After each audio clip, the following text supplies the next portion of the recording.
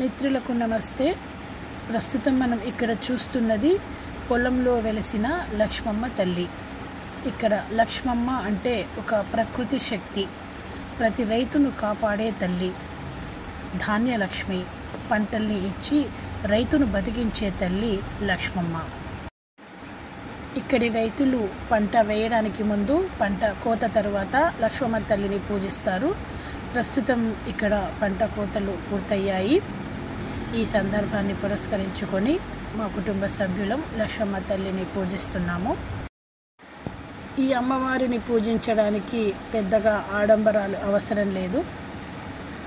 ఉన్నంతలో అమ్మవారిని పూజించవచ్చు. ఈ అమ్మవారికి ప్రత్యేకంగా పులగం అనే ప్రసాదాన్ని పెడతారు. పులగం అంటే బెల్లంతో వండిన అన్నము.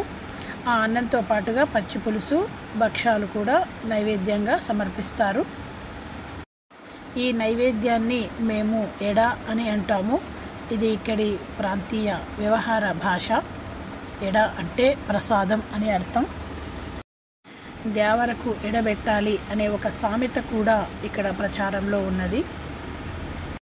ఇక్కడ రైతులు ఎవరి పొలాల్లో వాళ్ళు లక్ష్మమ్మ తల్లిని ప్రతిష్ఠించుకుంటారు. లక్ష్మమ్మ తల్లికి ప్రత్యేకంగా ఒక గుడి అంటూ ఏమీ ఉండదు. 4 రాళ్ళని ఒక గూడులా చేసుకొని ఒక బండరాయిని అమ్మవారుగా భావిస్తూ పూజిస్తారు. ఇక్కడ మేము మాత్రం అమ్మవారికి ప్రత్యేకంగా చిన్నగా ఒక గుడి కట్టుకోవడం జరిగింది. అమ్మవారి పూజ అయిన తర్వాత మా పొలాల్లో పనిచేసే వాళ్ళకి ప్రసాదాన్ని మేము ఇస్తున్నాము. ఇదే మా సంతోషం.